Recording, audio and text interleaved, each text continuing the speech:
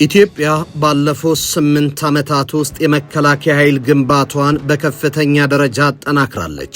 በአህጉሩ ላይ ገናና የሆነ የመከላከያ ኃይል ከገነቡ ጥቂት ሀገራት መካከልም አንዷ ናት። ዛሬ የአየር ኃይሉ የአራተኛ ትውልድ የጦር ጄቶችን ታጥቋል። በቅርብ ዓመታት ወደ 5ኛ ትውልድ ይሸጋገራል። ዘመናዊ ድሮኖችና ተተኳሾች በኢትዮጵያ ውስጥ ይመረታሉ። የሰው ኃይል አቅም ግንባታው ከፍተኛ እንደሆነ የወታደራዊ መረጃዎችን የሚተነትኑት እነ ግሎባል ፋየር ፓወር ያሉ ተቋማት ያረጋገጡት እውነት ነው። የልዩ ዘመቻ እዝ ለኢትዮጵያ መከላከያ ኃይል አዲስ ጉልበት፣ አዲስ አቅምና አዲስ የማድረግ ችሎታን ያጎናጸፈ ኃይል ሆኗል። ባለቀይ ቦኔ ሰራዊቱ ደግሞ ልዩ ስልጠናን ወስዶ ለልዩ ግዳጅ ተዘጋጅቷል። ይህ ግዳጅ የኢትዮጵያን ህልውና የመጠበቅ ነው። ይህ ግዳጅ በቀጠናው ከፍተኛ ምርት ያሳየውን የኢትዮጵያን ኢኮኖሚ መጠበቅ ነው። እናም የልዩ ዘመቻ እዝ ለሁለንተናዊ የሀገር ዘብነት በተጠንቀቅ ቆሟል። ይህ ለኢትዮጵያ ህልውና ዘብ የመቆም ታሪክ የአባቶች የጀግንነት ውርስ ነው። የኮማንዶና የልዩ ኃይል በኢትዮጵያ ወታደራዊ ታሪክ ውስጥ ከማርሽ ቀያሪነትና ከጦርነት የጥፋት ነጥቦች ጋር የተገናኘ ነው። እርግጥ የኮማንዶና የልዩ ኃይል ዶክትሪን በኢትዮጵያ ሲጀመር ዓላማው የጦር ሜዳ ውጊያ ብቻ አልነበረም። ክሪስቶፈር ክላፋም The Horn of Africa State Formation and Decay በተሰኘ መጽሐፉ ላይ እንደሚያብራራው በአፍሪካ ቀንድ ያለው ውስብስብ የጂኦፖለቲካ ሽኩቻ የውስጥ ግጭትንና የውጭ ወረራዎችን ለመመከት ዘመናዊና ፈጣን ምላሽ ሰጪ ኃይል መገንባት ለሀገረ መንግስቱ ህልውና ወሳኝ ነበረ። በቀዳማዊ ኃይለ ሥላሴ ዘመን በውጭ የጦር ባለሙያዎች ታግዞ የተጀመረው የኮማንዶ ስልጠና ኢትዮጵያ በቀጠናው ያላትን የኃይል ሚዛን ለማስጠበቅ ትልቅ ሚና ተጫውቷል። ልዩ ኃይሎቹ በመደበኛው ጦር ሊፈቱ የማይችሉ ስትራቴጂያዊ ስጋቶችን ለመቀልበስ የተነደፉ ነበሩ።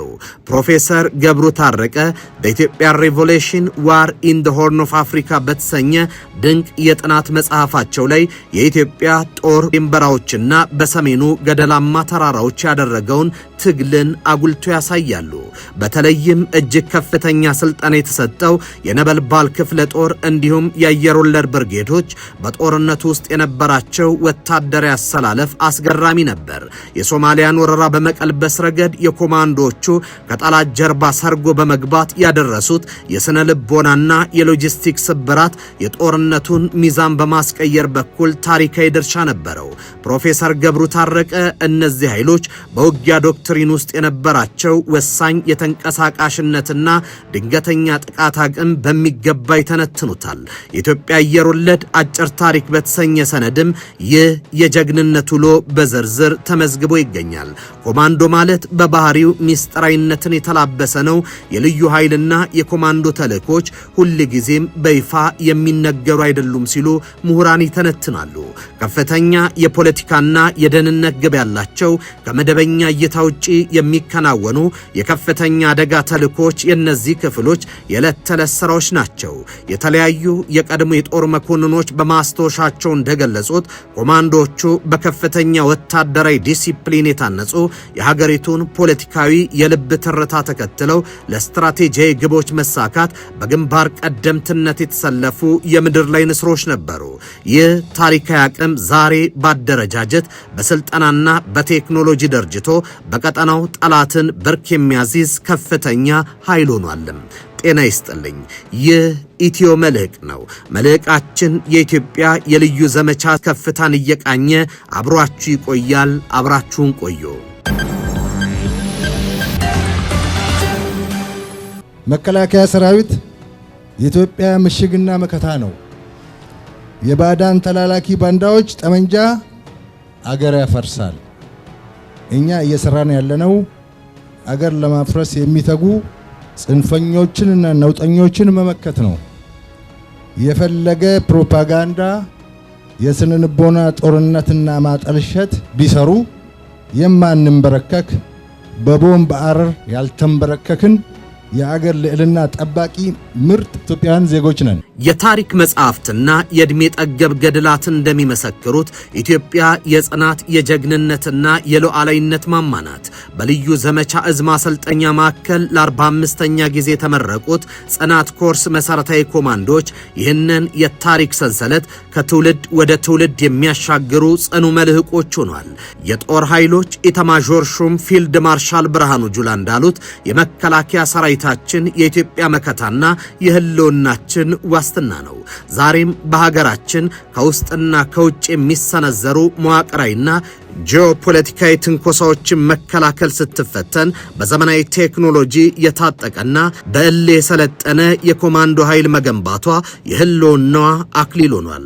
የልዩ ዘመቻዎች እዝ ዋና አዛዥ ሌተናል ጀነራል ሹማ አብደታ እንዳረጋገጡት እዙ ከህዝብና ከመንግስት የሚሰጠውን ማናቸውንም ግዳጅ ከትናንት በላቀ ደረጃ ለመወጣትና ጠላቶች ከሚገምቱት በላይ በየትኛውም ቦታና ጊዜ ዝግጁ ሆኗል። የቀጠናው ስጋቶች በተለይ የጽምዶንም ሆነ የግብፅን ኃይሎች የኢትዮጵያን ታሪካዊና ህልውናዊ መብቶች በተለይም የሉዓላዊነትና የልማት መብቶቿን ለመዳፈር በሚተጉበት በዚህ ወሳኝ ወቅት ላይ የኢትዮጵያ ኮማንዶዎች አቅም የኃይል ሚዛኑን በሰዓቱ የሚቀይር ብርቱ ምሽግ ነው። የሀገራችን የትግል መጻሕፍት እንደሚሉት በሰማይ መርዝ ዝናብ ቢዘንብ በአንበሳ ልብና በጽናት የቆመ ህዝብ በባዕዳን ኃይል ሊንበረከክ አይችልም። የልዩ ዘመቻ እዝ አባላት በአካል ብቃትና ከከፍተኛ ወታደራዊ ሳይንስ ባሻገር የሀገራቸውን ብሔራዊ ጥቅም ከማስጠበቅ አንጻር የነበልባል አቅም ያላቸው በመሆናቸው የግብፅን የውሃ ዲፕሎማሲ ጫናዎች እንዲሁም የጽምዶን የጥፋት አጀንዳዎች በብርሃን ፍጥነትና በስትራቴጂክ ጥልቀት መመከት ይችላሉ። የቀድሞ አባቶች በጎራዴና በዲሞት ፈርተዋክቱ ያቆዩትን ሀገር ዛሬ የቀኝ ገዚ ርዝራሽ ታሪካዊ ሴራዎችን በመስበር የሰውን ኪሳራን ቀንሶ በዘመናዊ ስልት መዋጋት የሚቻለው በዚህ የኮማንዶ ትውልድ ነው። ከቀላል ወደ ከባድ በሚደረግ የውጊያ ሽግግር ውስጥ እሳት ለብሰውና እሳት ጎርሰው የወጡት እነዚህ ተመራቂዎች የባዕዳንን ተላላኪዎችና ጽንፈኞችን ሴራ በመበጣጠስ የኢትዮጵያን ሰንደቅ ዓላማ ከፍ አድርገው የማስቀጠል ታሪካዊ አደራን ተሸክመዋል። ከዚህ ባለፈ የኢትዮጵያ መከላከያ ሰራዊት በውጊያ ሜዳ የሚያሳየው የማይናወጥ ጥንካሬና ጀግንነት ብቻ ሳይሆን በሰላምም ሆነ በግጭት ወቅት ለሰው ልጅ የሚያሳየው ርህራሄና የሰብአዊነት ልዕልና ዓለም አቀፍ እውቅናን ያገኘ መገለጫ ነው። ሩዋንዳ፣ ላይቤሪያና አብይን በመሳሰሉ የዓለም አቀፍ የሰላም ማስከበር ስምሬቶች ላይ ሰራዊቱ የራሱን የዕለት ስንቅ ቀንሶ ለተራቡ ሕፃናትና እናቶች በማካፈል እውነተኛ ሰብአዊነትን በተግባር አረጋግጧል። በተባበሩት መንግስታት ድርጅት ዋና ጸሐፊ በሰላም ማስከበር ታሪክ ከፍተኛ መስዋዕትነት የከፈለ በመሆኑ የተመሰከረለት ይህ ሰራዊት በሀገር ውስጥም ዜጎችን ከውስጥና ከውጭ ትንኮሳዎች ከመጠበቅ ባለፈ ለአቅመ ደካሞች ማሳ በማረስ ትምህርት ቤቶችን፣ ማህበራዊ ተቋማትን በመገንባት የህዝብ ልጅነቱን አሳይቷል። በመሆኑም የኢትዮጵያ ኮማንዶዎችና መከላከያ ሰራዊት የቀጠናውን ጂኦፖለቲካል ፈተናዎች በብቃት በመጋፈጥ የሀገርን ሉዓላዊነት ዘላቂነት ከማረጋገጥ ባለፈ የጀግንነትና የሰብአዊነት ሕያው ተምሳሌት በመሆን የኢትዮጵያዊነትን እሴት ዘብቆም ያስቀጥላል። የልዩ ዘመቻዎች እዝ ዋና አዛዥ ሌተናል ጀነራል ሹማ አብደታ የ45ኛ ዙር ጽናት ኮርስ ኮማንዶዎችን በበላቴ ማሰልጠኛ ማዕከል ባስመረቁበት ወቅት እንዳረጋገጡት እዙ ከህዝብና ከመንግስት የሚሰጠውን ማናቸውም ግዳጅ ከትናንት በላቀ ደረጃ በመወጣት ጠላቶች ከሚገምቱት በላይ በየትኛውም ቦታና ጊዜ ዝግጁ ነው። ይህ የኢትዮጵያ ሰራዊት በውጊያ ሜዳ የሚያሳየው የማይናወጥ ጥንካሬና ጀግንነት ብቻ ሳይሆን በዓለም አቀፍ ደረጃ እንደ ሩዋንዳ፣ ላይቤሪያና አብዬ በመሳሰሉ የሰላም ማስከበር ስምሬቶች የራሱን የዕለት ስንቅ ቀንሶ ለተራቡ ሕፃናት በማካፈል እውነተኛ ሰብአዊነትን በተግባር ያረጋገጠ የሞራል ልዕልና ማሳያ ነው። ኢትዮጵያ ትልቅ አገር ናት። የትልቅነቷ ምንጭም የሌሎችን አለመንካቷ ብቻ ሳይሆን የራሷንም አሳልፋ አለመስጠቷ ነው። ባድዋ ለጣሊያን ነጻነቴን አሳልፌ አልሰጥም ብላለች። የዚያድ ባሬንና የሻቢያ ወረራን ቀልብሳ ጠላቶቿን አሳፍራለች። ነገር ግን የባህር በሯን በውስጥ ኃይሎች ክህደት፣ በውጭ ኃይሎች ድጋፍ በሴራ አታለች። ይህ የታሪክ ጥፋት የጂኦግራፊ ለውጥ ብቻ ሳይሆን ህልውናዋን አደጋ ላይ ጥሎታል። ይህን የህልውና አደጋ ለመቀልበስ በሰላማዊ መንገድ እያደረገች ያለችውን ጥረት የሚያንቋሽሹ ሀገራት ጠመንጃ እየወለወሉ ናቸው። የግብጽና የኤርትራ ጥምረት ኢትዮጵያን ከቀይ ባህር ዳርቻዎች ለመነጠል የሚሰርቡት ሴራ ዛሬም አልበረደም። የኢትዮጵያ ፍላጎት ዛሬም ነገም የጋራ ብልጽግና ነው። የኢትዮጵያ የመከላከያ ኃይል በተለይም የልዩ ኃይል ባለቀይ ቦኔ ሰራዊት ግንባታ ኢትዮጵያ ለቀጠናው ሰላምና ብልጽግና ዋስትና የሚሆን ዘመናዊ ሰራዊትን የማጽናት ሆኗል። ታሪካዊና ወቅታዊ ጠላቶቻችን አገራችንን ከምስራቅ አፍሪካ ካርታ ለማጥፋት ለዘመናት ቢሞክሩም አልቻሉም።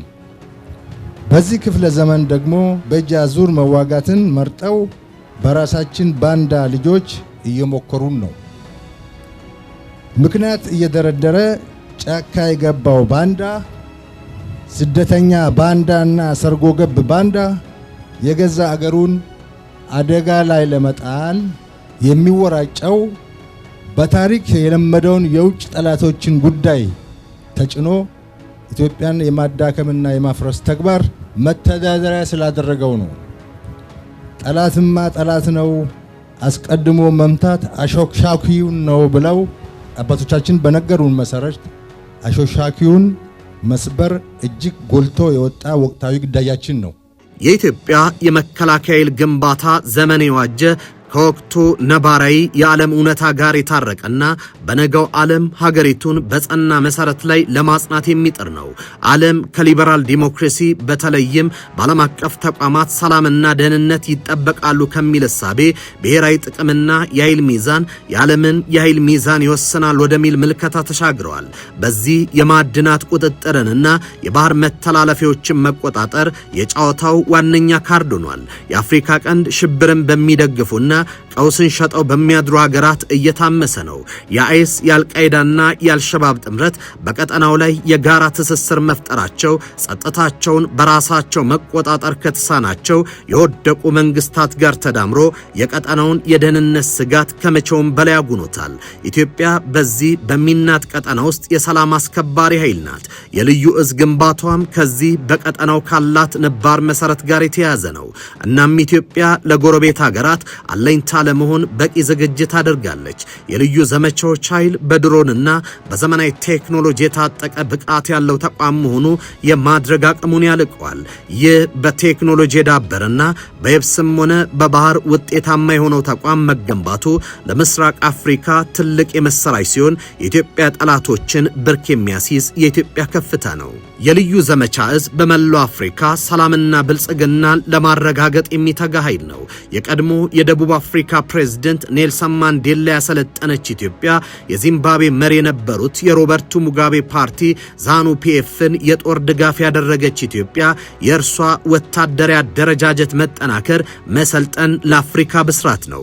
ይህ ኢትዮጵያን በተለይም በአፍሪካ ቀንድ ቀጠና ሽብርን በማስቀረት ለጋራ ብልጽግና ከወንድም ህዝቦች ጋር በቅንጅት እንድትሰራ ያስችላታል። ባለፉት 8 ዓመታት የልዩ እዝ የማድረግ አቅሙ በታሪክ ከፍተኛ ደረጃ የደረሰበት ነው። ቀይ ቦኔት ከዘመኑ ቴክኖሎጂ ብቃትን ከሚያልቁ ስልጠናዎች ጋር መታወቁ በቀጠናው ተፈሪ አድርጎታል። እርግጥ በኢትዮጵያ ወታደራዊ ታሪክ ውስጥ ቀይ ቦኔት አየር ወለድ የልዩ ብቃትና የጀግንነት የከፍታ ዲሲፕሊን መገለጫ ሆኖ ቆይቷል። የኢትዮጵያ አየር ወለድ አመሰራረትና ጉዞ ከሀገሪቱ ዘመናዊ ወታደሮች ግንባታ ጋር ቀጥተኛ ቁርኝት አለው። የኢትዮጵያ አየር ወለድ በ1950ዎቹ አጋማሽ በቢሾፍቱ ተመስርቷል። በወቅቱ የተመረጡ ወታደሮች በከባድ ስልጠና እንዲያልፉ ተደርገው የተመሰረተው ይህ ክፍል የኢትዮጵያ ጦር ካሉት ዘመናዊና የተራራቁ ክፍሎች አንዱ ነበር። በወቅቱ የነበሩት አየር ወለዶች በከፍተኛ ትምህርታቸውና በአካል ብቃታቸው የተመረጡ በመሆናቸው በህብረተሰቡ ዘንድ ትልቅ አክብሮት ነበራቸው። ቀይ ቦኔቱ የልዩነትና የጥራት ምልክት ሆኖ አገልግሏል። በደርግ ዘመን የአየር ወለድ ኃይሉ በቁጥርም በአይነትም አድጓል። በተለይ 103ኛ የአየር ወለድ ክፍለ ጦር በኢትዮጵያ ወታደራዊ ታሪክ ውስጥ ስሙ በጉል የሚጠቀስ ነው። ከዚህ አልፎ በዚያድ ባሬ ወረራ ወቅት ቀይ ቦኔት የለበሱ የአየር ወለድ አባላት ከጠላት ጀርባ በመውረድና ስትራቴጂያዊ ቦታዎችን በመያዝ ለጦርነቱ ድል ከፍተኛ አስተዋጽኦ ማድረጋቸውን ታሪክ ያስረግጣል። በታሪክ ቀይ ቦኔት የመጨረሻው ምሽግ ነው። እግረኛው ሰራዊት ሲቸገር የሚደርስ ኃይል። ይህ ተልእኮ በጠላት ላይ የስነ ልቦና የበላይነትን እንዲይዝ አድርጎታል። በጠላት ዘንድም ፍርሃትም በወዳጅ ዘንድ ደግሞ መተማመንን የሚፈጥር ምልክት ነው። ከዚህ ባሻገር የብቃት መለኪያም ነው። ከሺህ ተመርጠው የወጡ ጥቂት ጀግኖች መለያ መሆኑ ታሪክ ይናገራል። የዛሬው ቀይ ቦኔት ከድሮው የአየር ወለድ ጥንካሬ በተጨማሪ ዘመናዊ የቴክኖሎጂና የከተማ ውጊያ አርባን ዋርፌር ስልቶችን የታጠቀ ነው። ድሮኖችን መጠቀሙ አስፈሪ ያደርገዋል። ከቀደሙት ወታደራዊ ብቃትና ወኔ ወስዶ ቴክኖሎጂ ማከሉ ታታሪነቱን አልቆታል። የታሪክ መጻሕፍትና የጂኦፖለቲካ ትንታኔዎች እንደሚመሰክሩት ቀጠናዊ ሰላምና የሉዓላዊነት ምሽግ የሆነች ኢትዮጵያ የጂኦግራፊ አቀማመጧንና ታሪካዊ ሀገራዊ ኃላፊነትን በብቃት ለመወጣት የጸና መሰረት ይሻታል።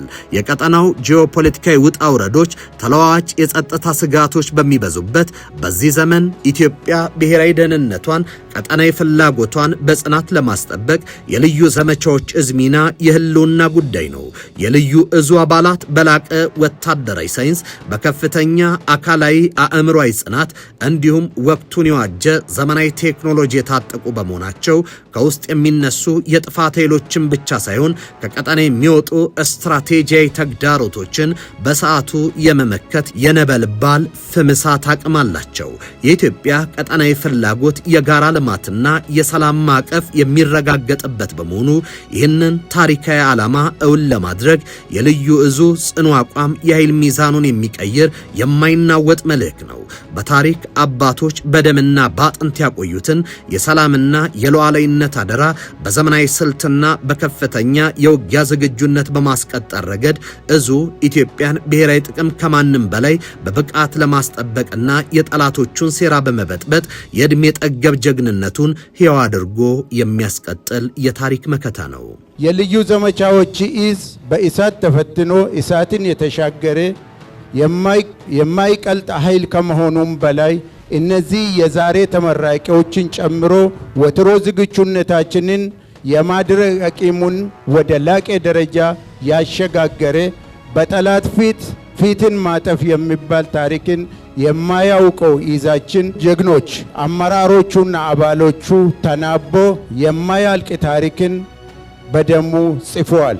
ዛሬም ቢሆን በየትኛውም ቦታና ጊዜ ከመንግስታችን ከህዝባችንና ከተቋማችን የሚሰጡንን ማንኛውንም ግዳጅ ከትናንት በላቀ ደረጃ ለመዋጣት ጠላቶቻችን ከሚገምቱን በላይ ዝግጁ መሆናችንን በዚህ አጋጣሚ ላረጋግጥላቸው ይወዳለሁ። የተከበራችሁ የኢትዮ መልሕቅ ቤተሰቦች የዛሬው መልሕቃችን እዚህ ላይ አብቅቷል። በቀጣይ በሌላ ርዕሰ ጉዳይ እስከምንገናኝ በያላችሁበት ሰናይ ጊዜ ሆነላችሁ።